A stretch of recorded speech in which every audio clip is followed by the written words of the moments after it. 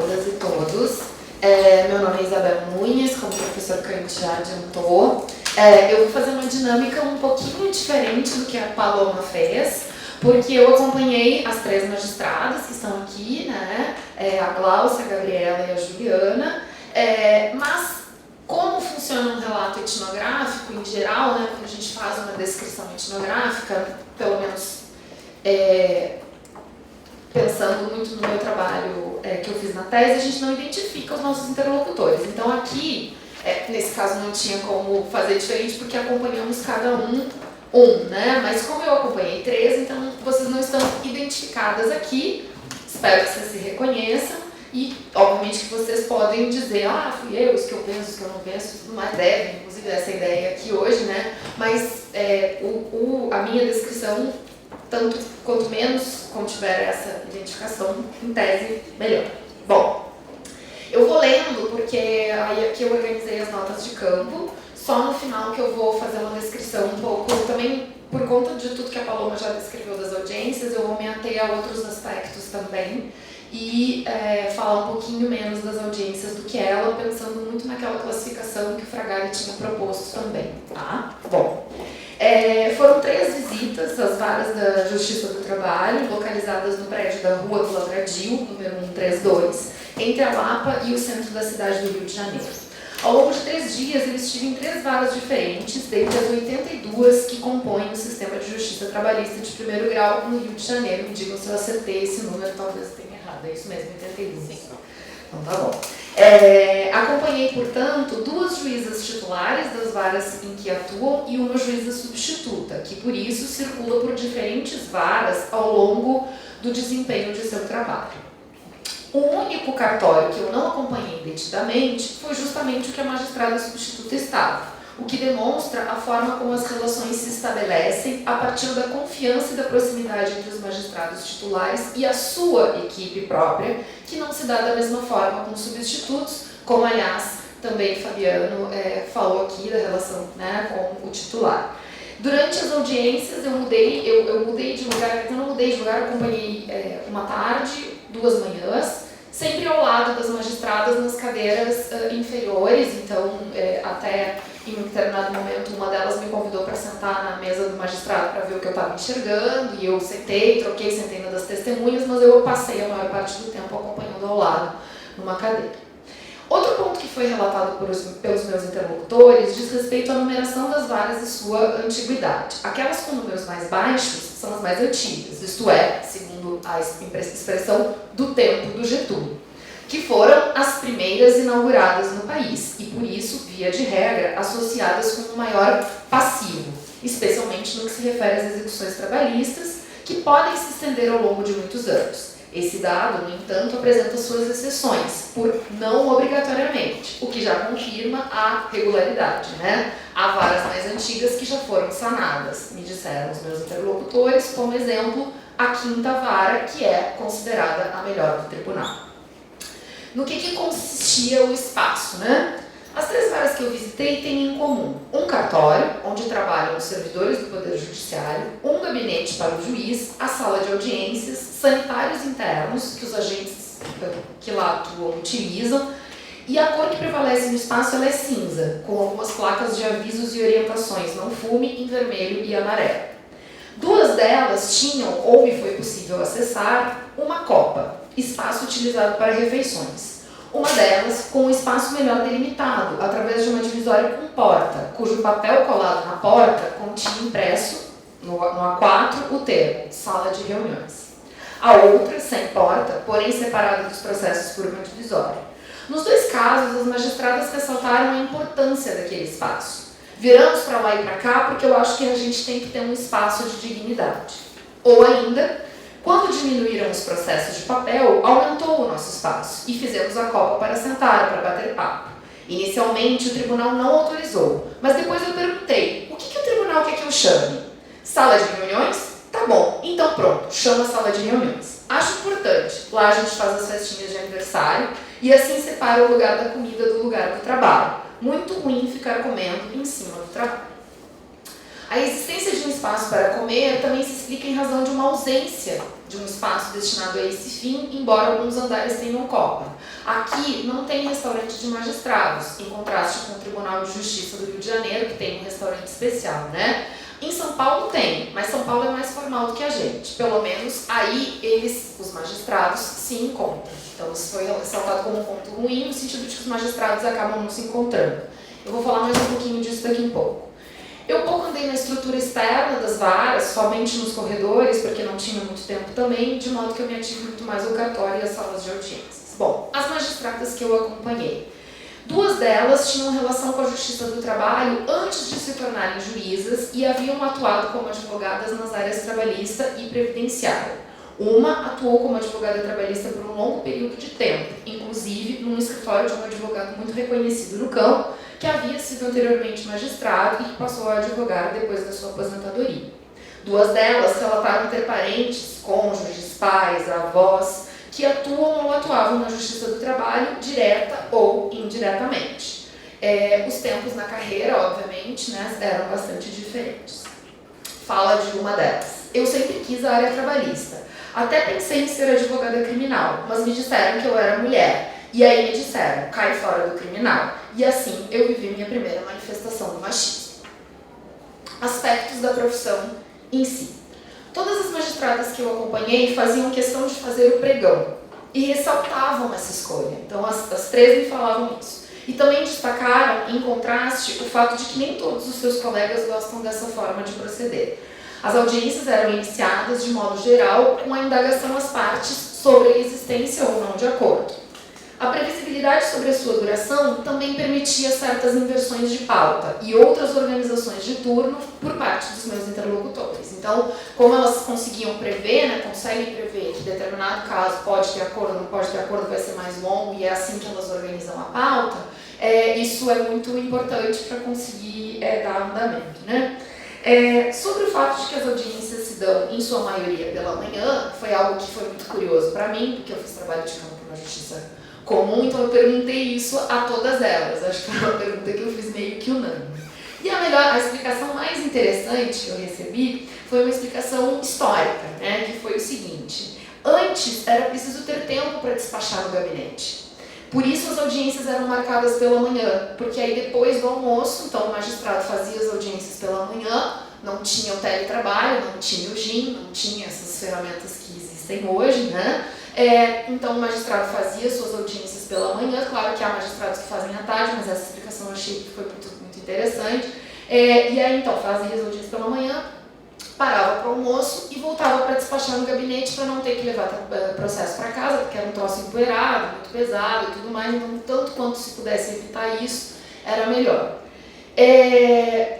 Bom, outros aspectos interessantes da profissão, né? Um aspecto que foi relatado também por uma das interlocutoras é a importância de conhecer o mercado. Fala dela. Eu tinha um professor que dizia que era importante conhecer o mercado. Quando eu trabalhei no interior, eu entendi o que ele queria dizer. Eu fui conhecer o processo de fabricação de cachaça e assim eu também entendi muitos dos problemas que eu tinha que decidir como juiz. Então, a importância dessa relação com o que está fora, né? Quando eu indaguei sobre as mudanças tecnológicas, sobre como é que é essa experiência, apenas uma delas me disse que, de fato, não gosta de trabalhar em casa, né?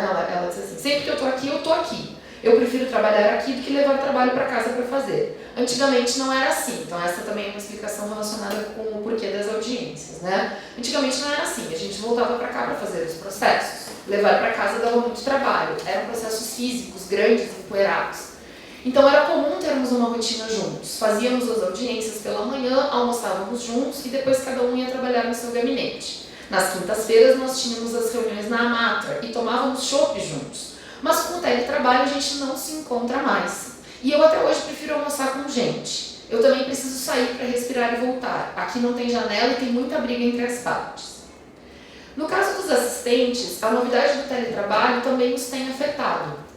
Uma das magistradas terá que lidar com tais circunstâncias, pois uma de suas assistentes está indo morar fora do país e continuará trabalhando em seus processos, desempenhando suas funções de modo remoto. Eu indaguei uma de minhas interlocutoras, de modo mais específico, sobre o tema e foi um pouco reticente. Não sei, isso ainda é muito delicado, né?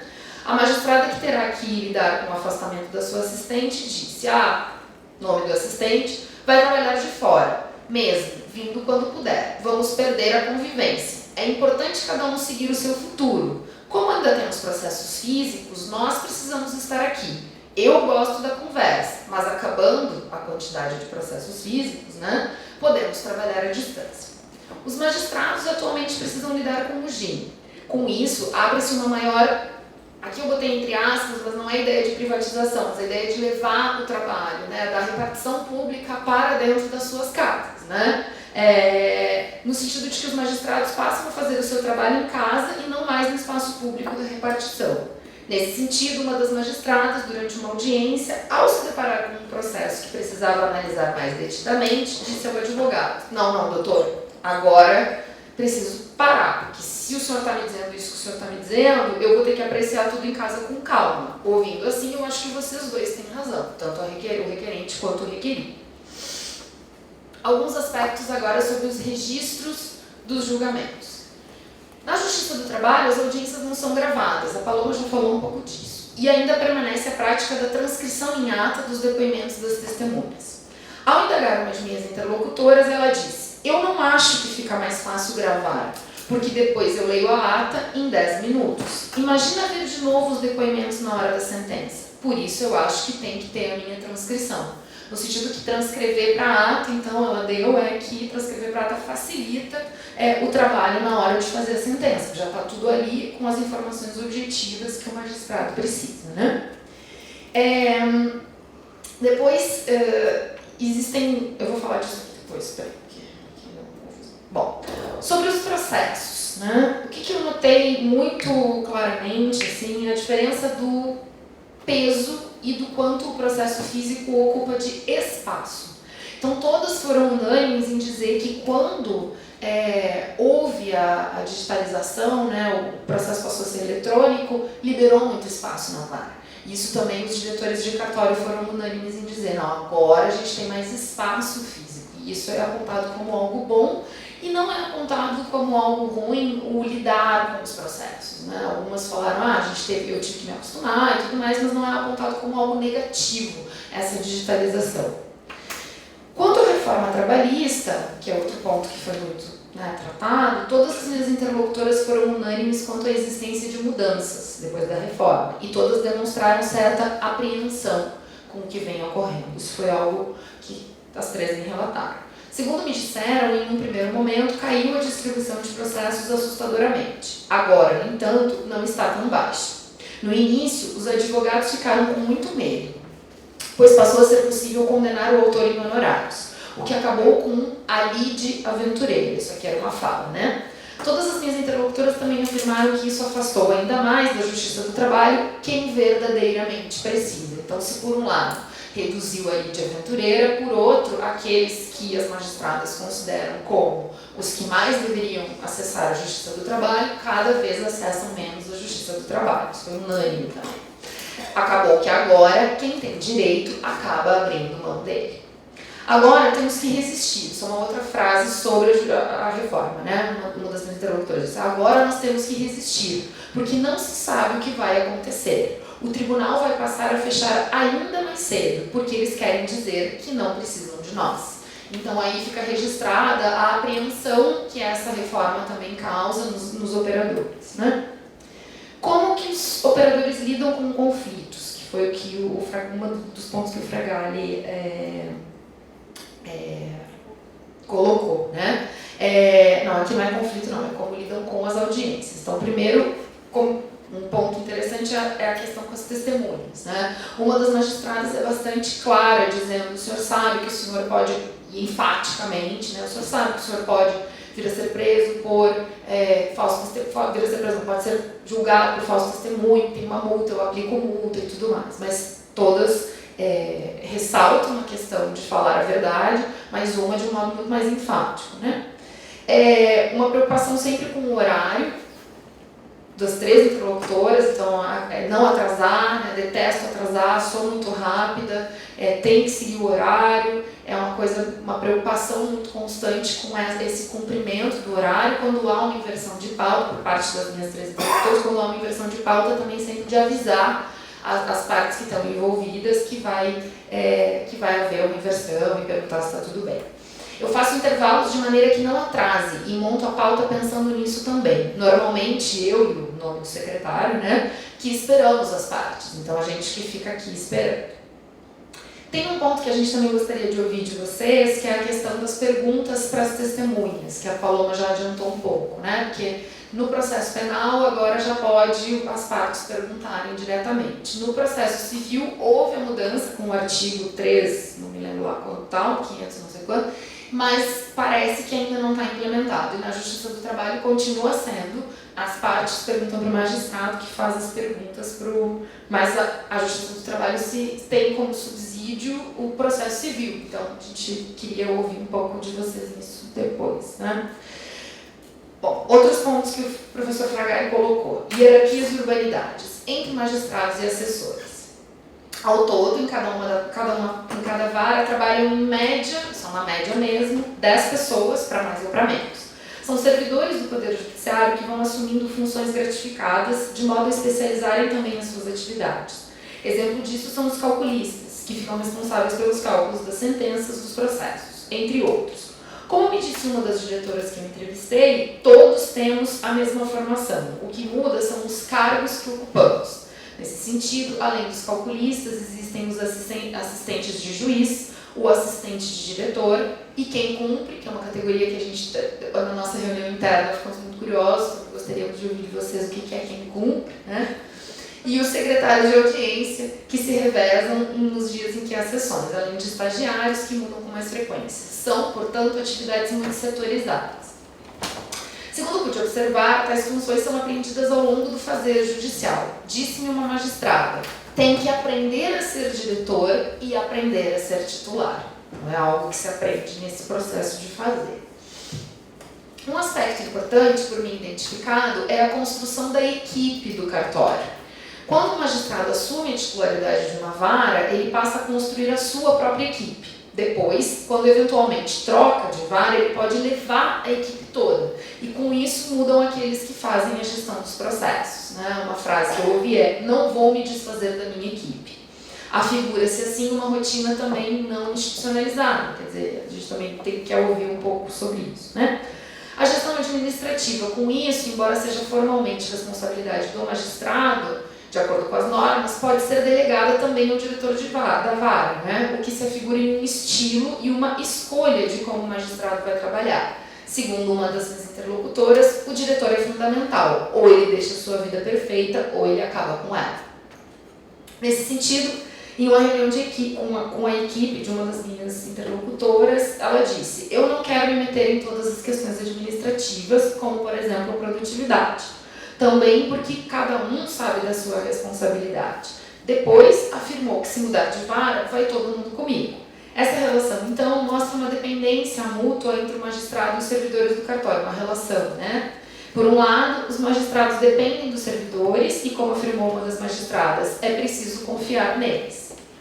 Por outro, a equipe, para não ser desmantelada com mudanças, precisa estar unida em torno dessas duas figuras, do magistrado e do diretor do cartório, criando uma relação muito importante aí. Dos magistrados, a equipe espera que ele resolva as coisas. Uma das diretoras disse: fiquei contente, doutora, porque a senhora resolve as coisas. Juiz tem que resolver as coisas.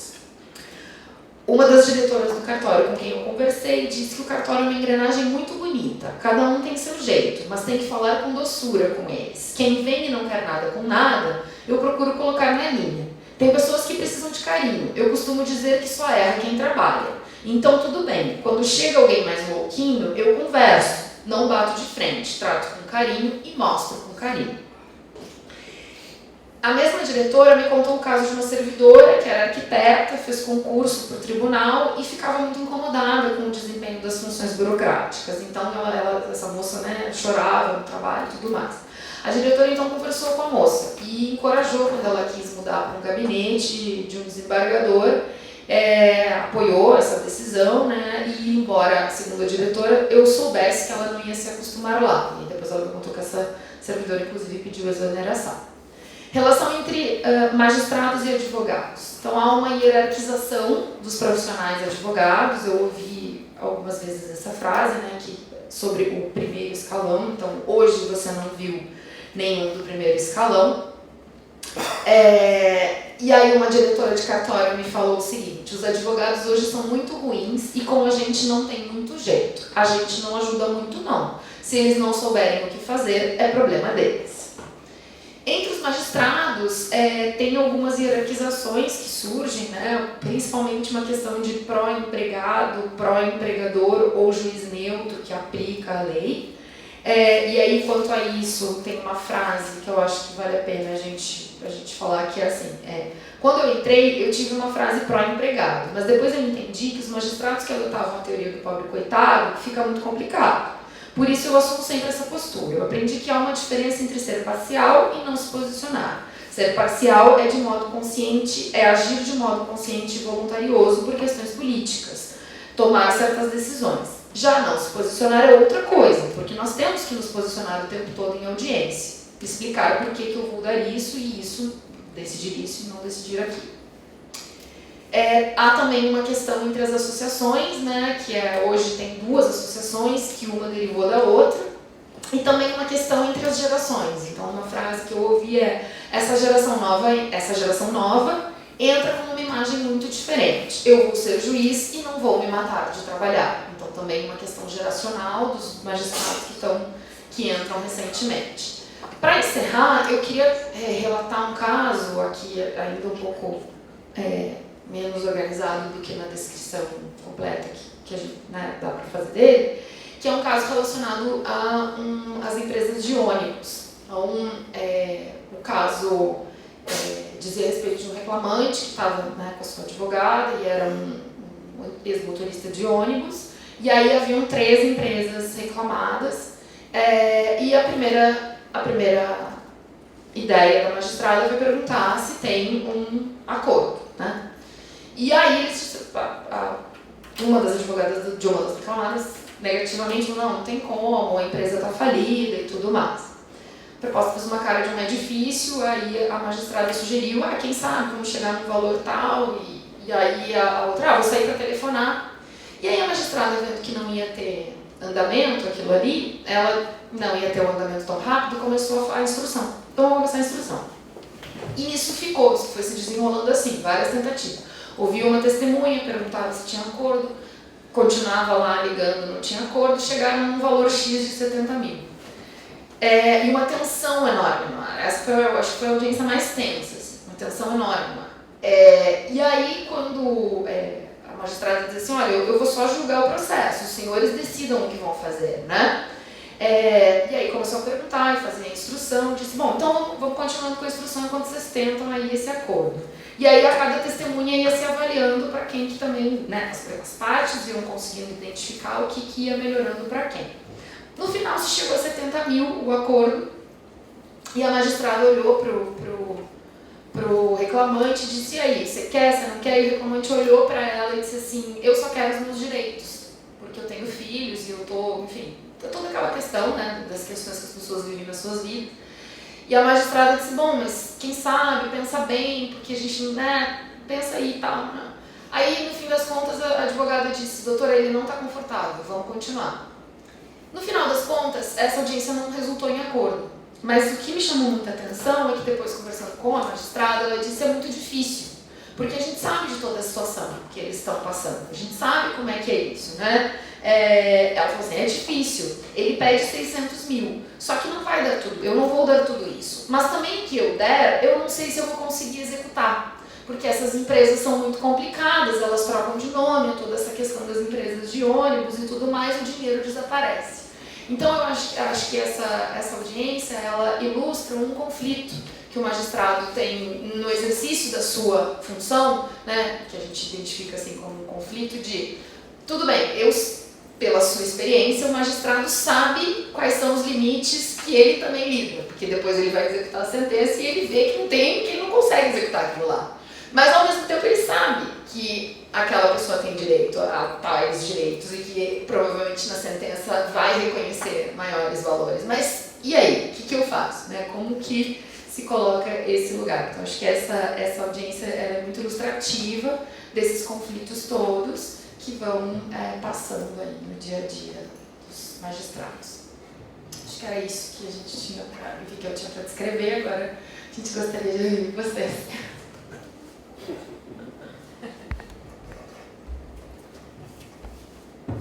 Bom, essa magistrada sou eu. Vou me identificar. Eu vou me ater a falar apenas sobre essa questão dos conflitos e do acordo, que eu acho que para mim hoje talvez depois de fazer 23 anos de magistratura, seja o meu grande conflito. Eu acreditava, durante muito tempo, que eu estava aqui para solucionar conflito. E eu estava convicta disso, e depois eu achava que os que eu não solucionava é porque alguém me atrapalhava. Ou a parte, ou o advogado, ou o que seja. Ou a empresa que falia e tal. Bom, demorei muito para descobrir que... E isso me deixou muito triste, mas, enfim, que o conflito da justiça do trabalho ele nunca vai ser solucionado. Porque ele é o conflito capital-trabalho. Não tem solução. A luta capital-trabalho, ela é um conflito que não é para resolver. A história que eu acho que o Fabiano contou, da mulher falou, ela é uma desonesta, já se passou um monte de vezes em audiência minha, da pessoa fazer um acordo e falar assim, pois bem, eu estou fazendo um acordo, mas a loja americana vai continuar fazendo o que ela faz. E é um conflito que não tem solução, porque a gente vive num sistema que prescinde da desigualdade, prescinde da exploração, do trabalho pelo capital. Não tem. Você dá uma sentença. Por que eu acho que a gente transforma tudo em dinheiro? Porque é assim que funciona. A regra é do dinheiro. Eu estava ali quando você estava falando, pensando da coisa do acordo. Eu me meto totalmente no acordo. Eu não obrigo ninguém a fazer o acordo, mas eu me meto e eu fico a cada testemunha tentando refazer, fazendo conta, calculadora, me meto totalmente no acordo. E vou ser muito sincera, me meto no acordo muitas vezes porque acho que o acordo é uma boa solução, aliás, concomitantemente, porque acho que o acordo é uma boa solução, principalmente pela questão do tempo, e muitas vezes porque quero abreviar o meu trabalho, não quero fazer uma instrução de 4 horas de duração, dar uma sentença super chata de fazer, e porque acho que ali vamos conseguir chegar no denominador, uma sentença que a gente não sabe para onde é que vai, depois de ouvir as testemunhas, chegar num denominador comum que as pessoas decidam. E eu costumo dizer, normalmente do acordo sai todo mundo insatisfeito, mas pensando que, bom, é o melhor que dá para a gente fazer, vamos fazer. Achei outra coisa muito interessante da gente falar do acordo, acho muito interessante, porque eu acho que no acordo entra muito a posição política do juiz. Aí a gente é a gente. E a gente vai fazer a conta conforme a sentença que a gente vai dar, conforme o que a gente reconhece e o que a gente não reconhece, conforme o senso de realidade, se o cidadão é um pobre coitado, então a gente vai dar uma ajudinha nele, se ele tem um advogado ruim, a gente vai fazer o papel do advogado, eu faço o papel do advogado, estou vendo que a inicial está horrorosa, mas que ele tem direito, que o cidadão pediu uma coisa, mas na verdade ele tinha que ter pedido de outro jeito, uma questão processual, porque na Justiça do Trabalho, imagino que na Justiça Comum também, o grau do advogado, dentro dessa hierarquia que a Isabel falou, é o quanto dinheiro a parte tem para pagar o advogado. Quem tem menos dinheiro vai ter o pior advogado, quem tem mais dinheiro vai ter o melhor advogado. Então, eu acho que entra isso. E aí, uma última coisa que eu queria falar sobre a questão, são duas. O silêncio da parte, porque eu gostei muito da primeira fase do nosso curso e fui ler a tese da Isabel. E adorei. E foi muito interessante porque ela acompanhou o Tribunal do Júri e eu vi ali uma opção de coisa nossa, tá? Um monte de coisa. Só que uma coisa que eu não vi foi a coisa que o réu era silenciado lá. E eu nunca pensei que o autor é silenciado aqui. Mas ele é. Ele é. E o juiz do autor, para mim, ele é o advogado, até a sentença, quem é o juiz do autor é o advogado dele. Porque é o advogado dele que ele vai olhar para cá e vai falar assim, o que eu faço? Posso falar? Não posso falar? O senhor é que sabe se eu faço o acordo ou não, se o senhor acha bom, eu aceito. Então, sempre, enquanto não chega o momento da sentença, o juiz dos nossos reclamantes, empregados, é o advogado dele. É ele que olha de cara feia, é ele que diz, olha, fica quieto porque esse juiz é bravo, ou não. Então ele tira o boné, assim, é bem, senta direito, o advogado faz muito esse papel. Depois, quando o processo não sai em acordo, vai para a sentença, aí eu acredito que o advogado põe a carga nos nossos ombros e diga, agora tem que ver se esse juiz vai reconhecer o que você tem direito. E a outra coisa que eu queria falar, e aí eu faço realmente uma confissão de um dilema que eu vivo, tá? É a questão das verbas indenizatórias no acordo. Porque eu me meto no acordo. Então, na verdade, eu sou aquela que sou conivente com transformar a verba, que eu sei que é salarial, porque empresa de ônibus paga é hora extra. E eu sou conivente em transformar e colocar aquilo ali como dano moral para viabilizar o acordo, sim, porque acredito naquele acordo, porque às vezes consigo aumentar um pouquinho o valor do acordo fazendo isso, e fazer isso significa uma fraude que eu faço, uma fraude de dizer que ainda, de liberar uma empresa que tem obrigação de recolher um imposto, de recolher uma empresa que já está na justiça porque já não cumpriu com alguma coisa que ela tinha que cumprir. E eu sou conivente com isso, um dilema, uma contradição que eu tenho, que de vez em quando tem dia que eu estou diferente, aí na loja eu não vou fazer, mas normalmente sim, normalmente sim, e faço isso. Ah não, está faltando R$1.000, doutor, e ainda coloco isso na barganha do acordo. Eu coloco tudo indenizatório. Ah, então tá bom, se coloca tudo indenizatório eu aumento para tanto. E faço isso. E acho que isso é uma coisa que nós, como liberar de custas, que nós, juízes do trabalho, ou porque a gente deixa por conta das partes, ou porque a gente acha que é justo, ou porque a gente acha que o governo não vai fazer o bom uso daquele dinheiro, que é melhor resolver o problema daquele empregado ali, por um monte de coisa. E, inclusive, pela nossa, talvez, vamos dizer assim, arrogância de eu tenho o poder de fazer isso, então eu vou dizer... Aí eu me lembro do professor Kant falando assim, essa lei não pega, essa lei pega. Eu vou dizer que essa lei aqui não precisa cumprir, não, vamos resolver esse problema. Então, assim, mas quero dizer que é um dilema para mim. Não me sinto confortável em fazer isso, mas diante daquela situação que é posta para mim, eu prefiro trocar um recolhimento previdenciário para dar um pouquinho mais de dinheiro para aquele reclamante ou para viabilizar um acordo que ele faça,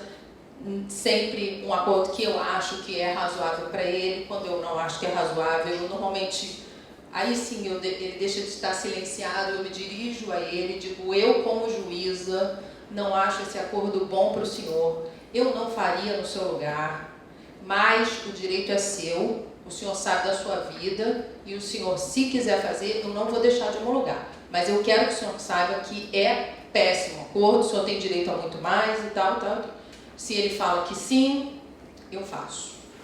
Se ele fala que não, a gente segue ele. Então, são essas confidências e considerações que eu gostaria de fazer.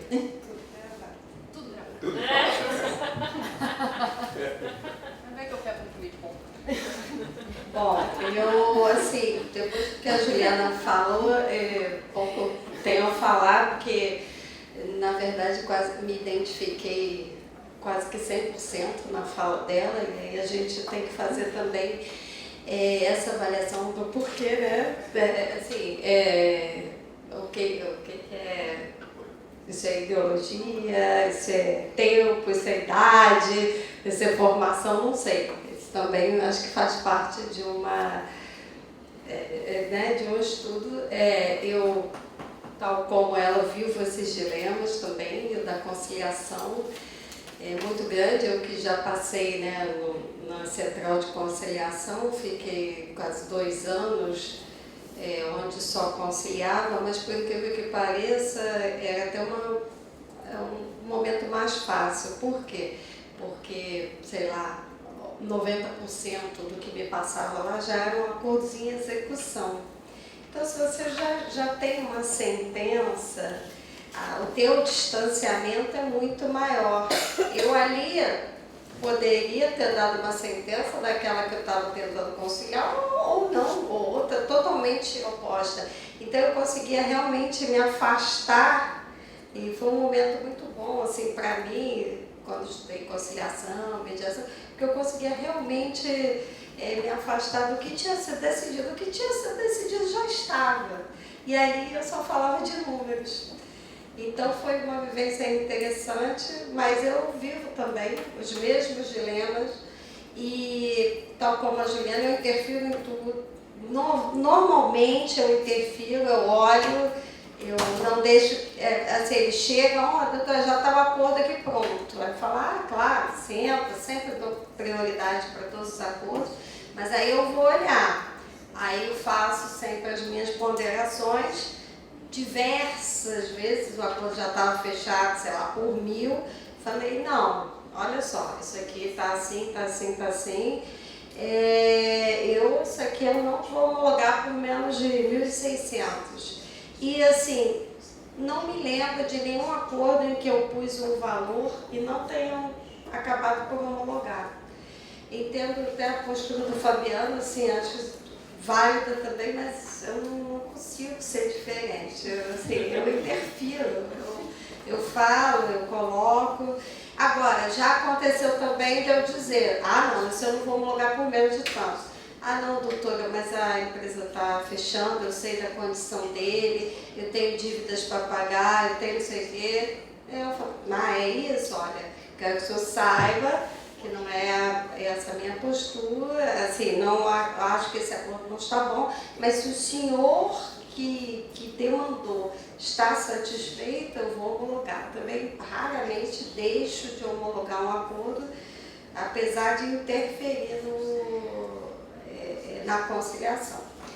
E aí, saindo um pouquinho da conciliação, também vivo esse dilema de conciliar, saber que várias empresas deixam de pagar para ir pagar no judiciário com a nossa chancela, saber disso tudo, mas também tem, né, toda uma máquina que tem que girar, isso também é um dilema para mim. Está pagando só verba rescisória, e aí vai homologar, não vai, e eu, assim, apesar de interferir, também eu não quero ser aquele juiz que embarrera tudo e que inviabiliza, né, as coisas. Então, é um dilema. E aí, respondendo, mudando um pouquinho de assunto, respondendo o que Paloma perguntou sobre a questão das testemunhas, né, eu sempre tomo a dianteira, eu normalmente entrego o processo para o advogado, a Paloma acompanhou lá alguns. Eu entrego o processo para o advogado depois que eu já perguntei tudo que eu queria. Eu olho o processo, eu sei que muitas vezes eles nem abrem, nem olham, mas eu falo, não, sou eu que vou julgar, eu quero esse processo pronto para eu poder julgar. E isso é curioso porque eu trabalhava com um juiz que hoje ele é aposentado, ficamos mais de 2 anos juntos no interior, e aí no interior mesmo, no sul fluminense, e ele falava, você não pode fazer isso, e eu fui para lá, assim, muito recente de magistratura, não tinha nem 1 ano, não tinha mês, você está advogando para a parte. Eu falo, mas como eu estou advogando para a parte? Se eu pergunto o que está na inicial, o que está na defesa, então assim, mesmo eu sendo jovenzinha, ele sendo quase um tutor, eu nunca respeitei muito o tutor e continuei fazendo assim, faço assim até hoje. Eu entrego o processo para o advogado quando eu já, assim, perguntei tudo que eu queria saber, eventualmente acrescenta, mas muitas vezes fala, não tem mais nada para perguntar. Assim, isso é uma forma que me ajuda para fazer minhas sentenças, porque eu normalmente já olhei o processo todo, marco, né, a gente abre aquele PDF, eu marco o meu PDF todo em audiência, já separa onde está inicial, onde está a contestação, onde está as provas. Paloma viu, não foi? Isabel. Exato, perdão. Isabel viu que eu marquei e aí então eu já deixo a coisa bem adiantada para ser intensa, mas aí minhas audiências demoram um pouquinho, assim, não sou lentíssima, mas costumo começar às 8h30 e acabar a meio-dia, meio-dia e meia, mais ou menos. Então, acho que é isso. Tinha mais uma pergunta que Isabel tinha feito. Não me lembro agora. Você falou uma coisa que nós queríamos ouvir. Do quem cumpre. Quem cumpre? Quem cumpre tudo. É um trabalho muito mecânico, né? Que faz, manda as cartas, publica, né? Que faz um trabalho assim um pouco maçante, né? E a questão que você perguntou sobre o olhar que as pessoas têm também, né? Assim, eu procuro não passar um olhar de que sou a favor de um, sou a favor de outro, nada. O que eu sempre digo é o seguinte, olha, pelo menos até a reforma, né, você tinha leis muito protetivas, então aparentemente você está julgando sempre a favor do empregado, do Estado, porque a lei, né, tinha uma carga de proteção muito grande.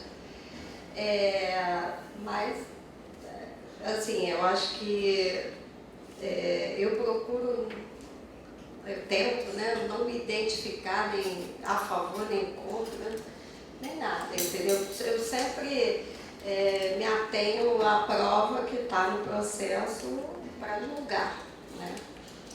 Eu acho que é isso. Quer falar? Adriana, falar alguma coisa? Não. Eu só me permite? É só porque assim, é interessante. É interessante porque eu acho que o bacana dessa questão de se olhar é porque de fato é um olhar externo de vocês, mas também é um olhar nosso e nós mesmos que temos tão pouca oportunidade de conversar, né? Porque eu até na hora que eu falei, Juliana balou sua cabeça, que com razão, uma fala que eu fiz, e nossa, foi muito arrogante falar aquilo. Deixa eu gente é assim. Tá? Não, porque não é o que eu penso, é porque eu falei uma coisa que eu não pensava, não é que você errou. Pô, que absurdo que eu falou. E tem razão, é uma forma só de pensar aquilo que eu estava falando. Porque quando você, nessa repreensão que você fez, de uma forma muito delicada, eu disse, é verdade. Não é porque não é que tem que ser assim, é porque, no meu ponto de vista, é assim por alguns critérios, alguns parâmetros que a gente estabelece. Quando eu coloco, por exemplo, que eu não me meto, é porque eu estabeleci uma premissa. Qual é a premissa? Ele está representado por advogados competentes para tanto. Foi uma premissa de apreciação, por isso que não me meto. Não significa que é bom ou ruim, por isso que eu estou gostando de ouvir, porque no final das contas são mais elementos de reflexão mútuos, né, que a gente vai trocando aqui.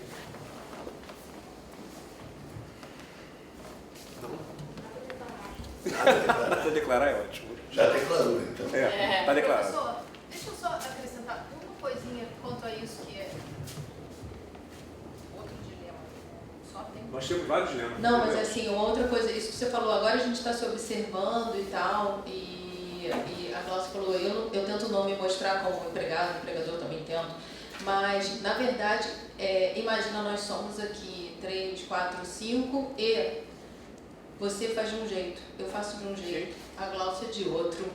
Eles têm os rótulos, as pessoas que estão fora, né? Os advogados, principalmente, têm os rótulos, essa juíza é assim, essa é simpática, essa é antipática, essa não deixa falar, essa deixa...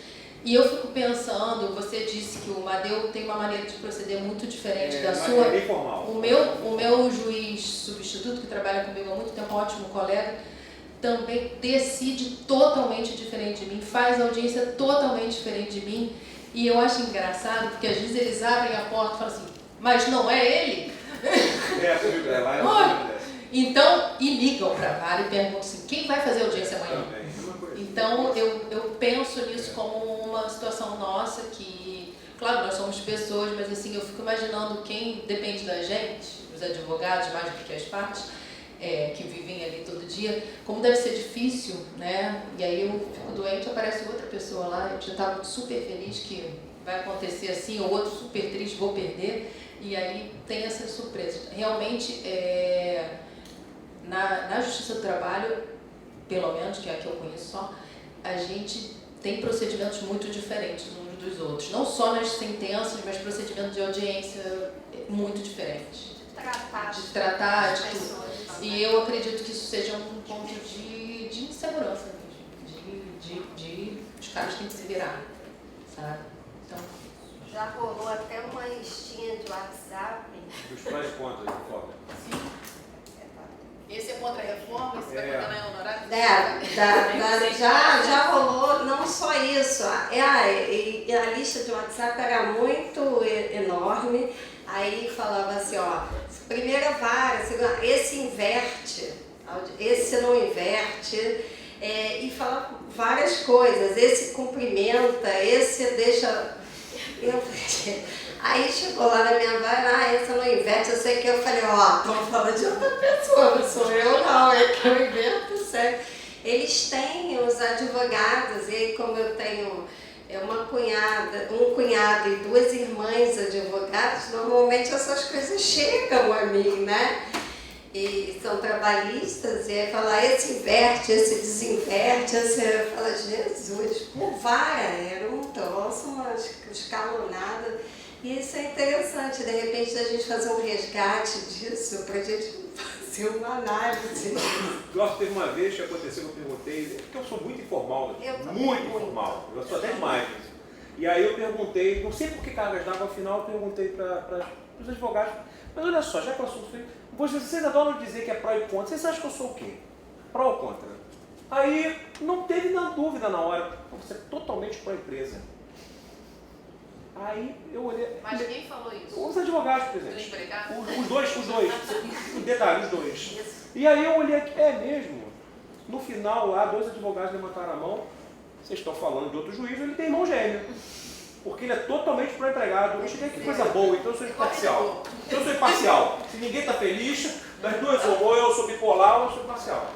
Pois é, eu não sei se é uma questão de ser bipolar. Eu queria levantar uma coisa, porque eu tô a sensação que eu tenho ouvindo vocês é que não existe protocolo entre nós, mas que existe protocolo individual, que eu obedeço o meu protocolo. Sim. Exatamente isso. Só que o que eu já observei e o que eu já tive de feedback, de retorno de quem já foi fazer observação de vocês é, não existe protocolo entre eles, e 2, não existe protocolo individual. O sujeito faz uma coisa na primeira audiência e faz o oposto na audiência subsequente.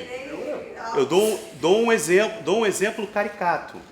Uma juíza substituta, ainda fazendo um curso de formação inicial, foi assistir uma audiência que eu mandei, né?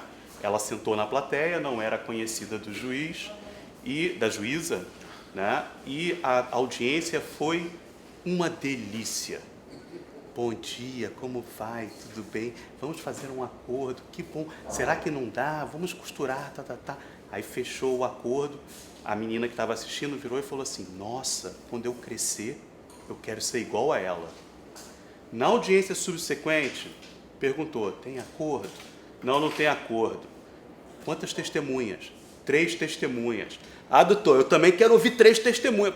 E aí começou uma escalada que aquela pessoa que era um doce genial, o meu modelo, né, de o que eu quero ser como juiz quando crescer, virou para o lado oposto.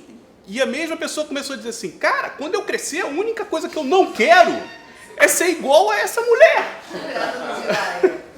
Né? Então, assim, eu tenho uma certa dificuldade ouvindo vocês, porque a sensação que eu tenho é que vocês falam que não existe protocolo entre nós, mas comparando individualmente, como se eu tivesse protocolos próprios e que eu respeito o tempo todo.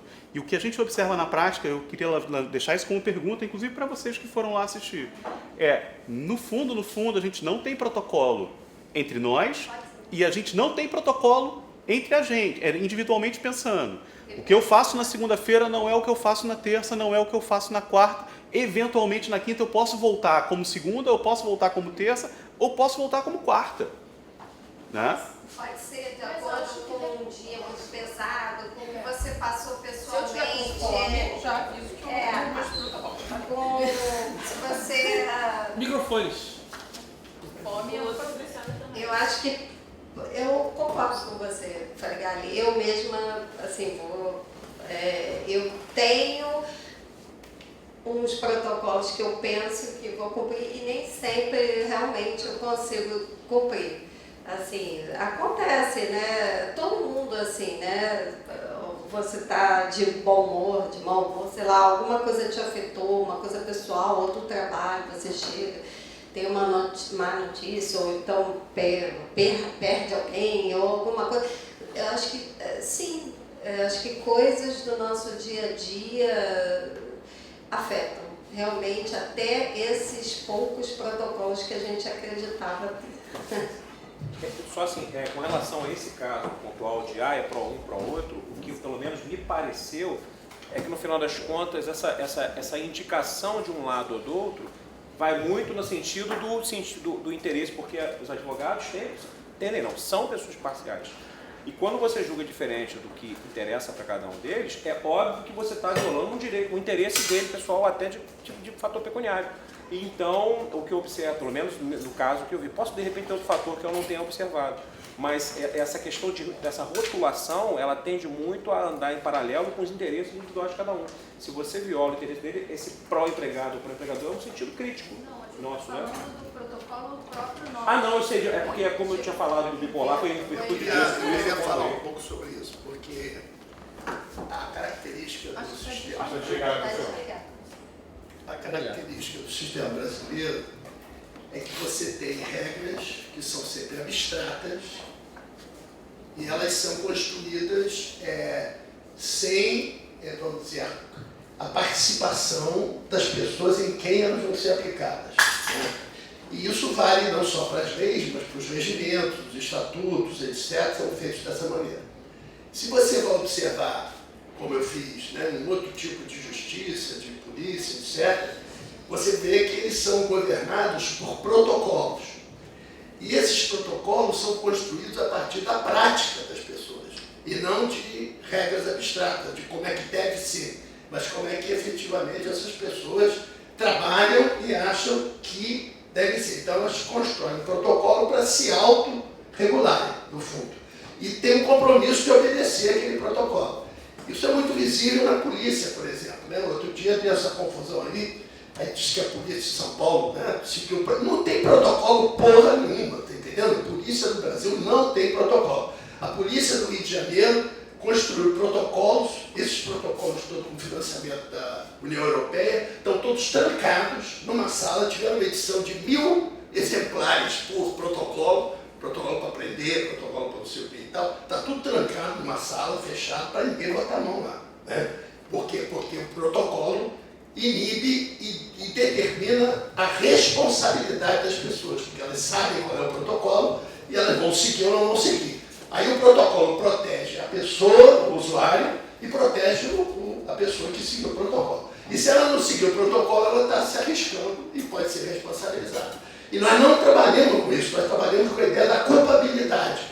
O sujeito errou, então ele vai ser culpabilizado, e se ele não errou, não fez mais que obrigação, ele pode se omitir também, aí tem que ver se eu, mas principalmente no erro. Eu quero pegar a pessoa no erro. E como a regra é abstrata, é muito fácil você aplicar a regra para dizer que o sujeito errou e tal.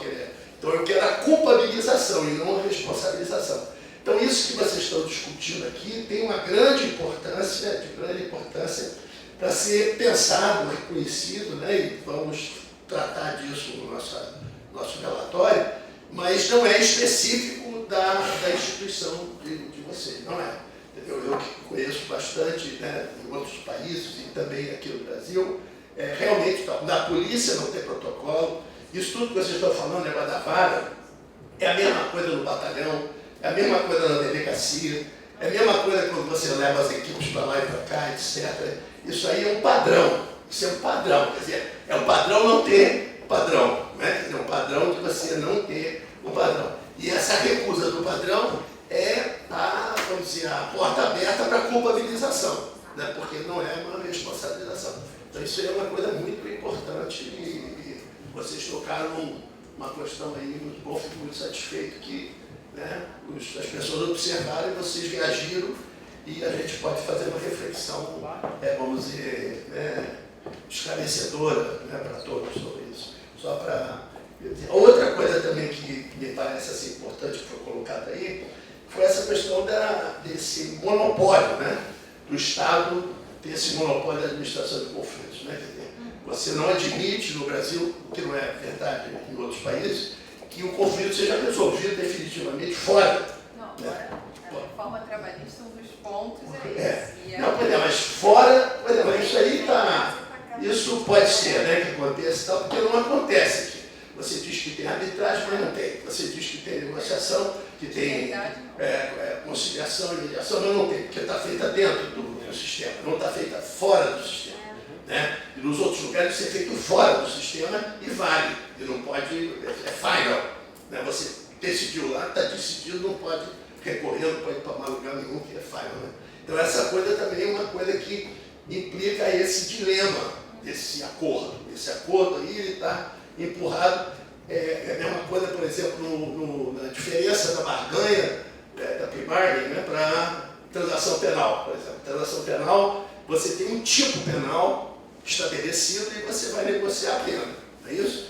Esse acordo aí parece a mesma coisa. Você tem um tipo, você tem a lei, né, e aí tem que mudar de indenizatório para remuneratório, etc., para viabilizar o acordo. E isso, como você falou, é uma fraude. Quer dizer, não é fraude, um pouco, né, mas não é estritamente legal, não é isso? É uma alocação inteligente de verba. Isso, até está pedido. Mas de qualquer maneira é porque você não pode. Mas é porque você não pode, porque há certos direitos que são indisponíveis. O que também é uma característica incrível do direito brasileiro, que os seus direitos são indisponíveis. Quando é que você viu isso? Seu direito não pode ser indisponível. É óbvio que eu posso dispor do meu direito. Se eu não puder dispor do meu direito, não é direito, é obrigação. Virou obrigação. É isso? E aqui as pessoas falam que os direitos são disponíveis com a maior tranquilidade do mundo, como se isso existisse em outro lugar do Ocidente. Tá entendendo? Não existe. Direito é uma coisa disponível, obrigação não é. E aqui não tem direito indisponível. Então é isso aí, entendeu? O cara tem direitos e você tem que torcer, porque há uma indisponibilidade dessas questões. Então a pessoa estava muito boa a discussão, eu achei que devia me meter. Então, tá certo? Está todo mundo certo aí? Então, Lene, por favor. Antes, 2 segundos. Pois não. Antes de passar, porque a gente vai mudar completamente de perspectiva, né? A gente vai para uma coisa que é um julgamento coletivo, ou seja, é uma outra narrativa. Paloma e Isabel, que observaram, fizeram menção, e eu acho que, eventualmente, nas reuniões de vocês, eu gostaria de, talvez, ver uma possibilidade explorada mais, vocês pensarem, conversarem se tem sentido ou não. Você mencionou São Gonçalo é região metropolitana, não sei o quê, mas se apresenta como interior. E isso construindo uma dicotomia mesmo de que o mundo judicial no interior é diferente do mundo judicial da capital. Se vocês que observaram as 3, 4 varas, né, da capital e do interior puderem fazer algum tipo de narrativa sobre o que é essa diferença, se essa diferença existe, ou o que faz você achar que essa diferença está no imaginário das pessoas, eu acho que seria importante. Né? E a segunda coisa vocês todos narraram a sala de audiência. Só que a sala de audiência ela é narrada como parte integrante de uma serventia. Né? Uma das discussões que a gente tem hoje é a ideia de sala de audiência compartilhada. Ou seja, a sala de audiência como um espaço institucional e não mais como um espaço da minha unidade em que eu sou o senhor desse espaço. E aí, eventualmente, eu não sei, vocês não descreveram muitas diferenças, ou eu não sei se apenas não está na narrativa, mas vocês observaram, se são muito diferentes essas salas de audiências. E, eventualmente, pensar se eu tenho homogeneização, se eu tenho possibilidade de construção de algo que seja menos pessoal, mais institucional. Claro, porque... Claro que é pessoal, porque isso tem a ver com o que vocês acabaram de falar aqui sobre o protocolo. cada um de vocês imprime nas suas, e não tô falando espacialmente não, tá? Aliás, na tese eu faço uma discussão, se você está querendo pensar a questão espacial. Eu acho que tem os dois níveis. Eu acho que tem os dois níveis, tanto que eu me recordo que algumas salas de audiência têm diferentes posicionamentos dos computadores. Eu me recordo de uma em especial que o secretário fica muito tapado, porque eu acabei sentando num momento na mesa do secretário, ele fica num canto assim e não enxerga tanto. Me recordo de uma outra em que o secretário... E aí, acho que as telas dos computadores também são questões, isso é uma coisa que a gente falou na reunião ontem, aqui acabou não aparecendo aqui a descrição assim, mas do ponto de vista do turno das audiências, da maneira como elas são conduzidas, a depender do magistrado que está conduzindo, muda tudo. Muda o tom de voz, muda tudo, muda a forma de falar com as partes, muda... Eu acabei escrevendo uma audiência só, mas acho que a gente pode pensar nesse contraste, né? Entre as audiências que a gente observou, e aí muda tudo, muda a maneira de lidar com o espaço, a questão do tempo, eu acho que é uma questão muito interessante pensar no tempo que cada um imprime, os posicionamentos de lugar não mudam, quer dizer, mais ou menos, né, que uma vara, eu me lembro que tinha, a testemunha tem que sentar ali, outra não tinha, o lugar onde a testemunha tinha que sentar, outras não tinham, onde é que a testemunha tem que sentar, não sei, pode sentar em qualquer, mais próximo do secretário sempre, mas não necessariamente na cadeira X, mas sempre eu via a testemunha sentada mais próximo do secretário. Agora, às vezes tinha alguém do lado da testemunha, às vezes não tinha. A questão da entrada das pessoas, né? Eu me recordo que em algum momento, tem que olhar nas minhas anotações de campo, mas a quantidade de pessoas incomodando, nossa, é muita gente, não estou me sentindo legal aqui porque tem muita gente aqui agora, e com esse relato.